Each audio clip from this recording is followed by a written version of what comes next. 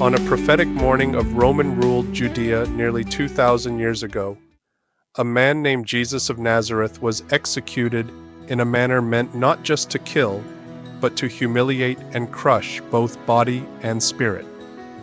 This is what the prophet spoke of.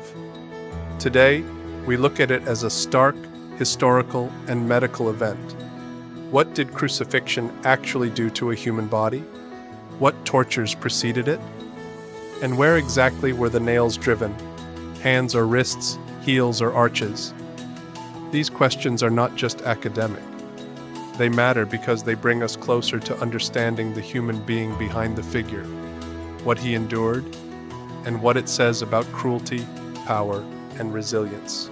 Before Jesus ever reached the hill, the suffering had already begun.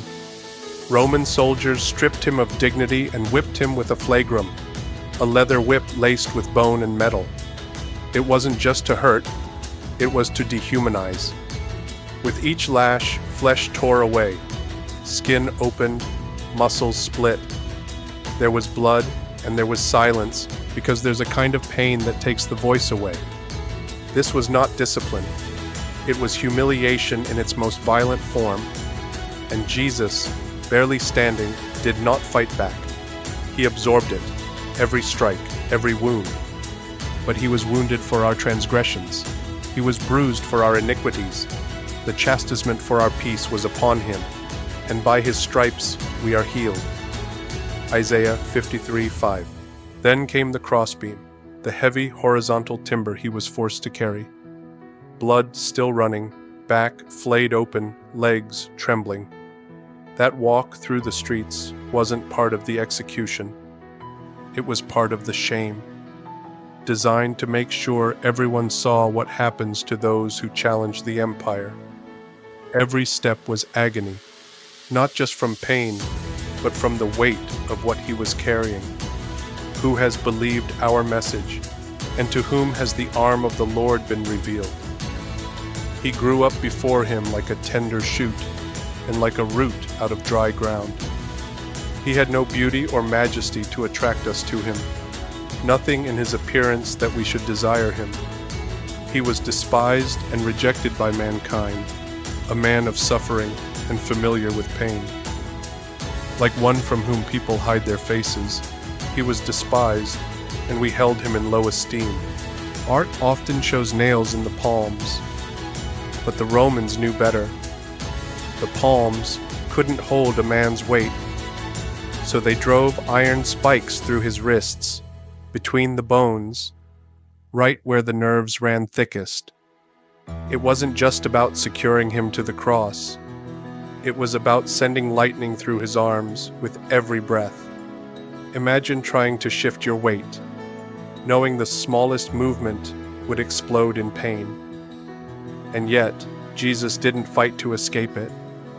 His hands, now curled and shaking, stayed open, because surrender in this story was never weakness.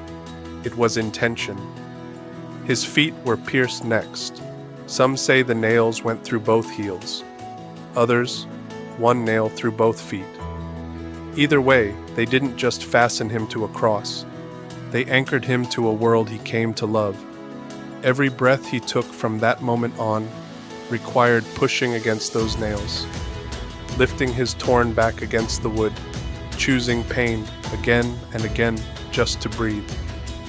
Most of us, faced with that, would give up. But Jesus kept lifting, not because he had to, but because even in suffering, he refused to turn away. Crucifixion doesn't rush death, it stretches it. Lungs collapse slowly, the chest compresses. Breathing becomes a battle until the body simply can't go on. Most die after days. Jesus died within hours, not because he was spared, but because he had nothing left. Blood poured from open wounds. The heart, likely swollen, strained, maybe even ruptured, gave out. And when he finally said, "It is finished," it wasn't the cry of defeat. It was the closing line of a life fully poured out, on his terms, in full awareness, with love on his lips. It wasn't theology on display. It was love, laid bare. It was a human moment. A man, tortured by his own people, betrayed by his friends, and left to die by the system that feared him. But instead of rage, he chose mercy. Instead of resistance, he chose surrender. And in the most violent of places, he spoke forgiveness. What kind of person does that? What kind of love survives that kind of pain? These are not questions just for believers. They are questions for all of us. For anyone who's ever been hurt, for anyone who's ever asked if love is stronger than cruelty, the crucifixion wasn't the end. It was a beginning. Not just because of what came 3 days later, but because of what happened in that final breath. Something was given to the world, not an explanation, but a presence. A God, if you believe it, who would rather suffer than leave us alone.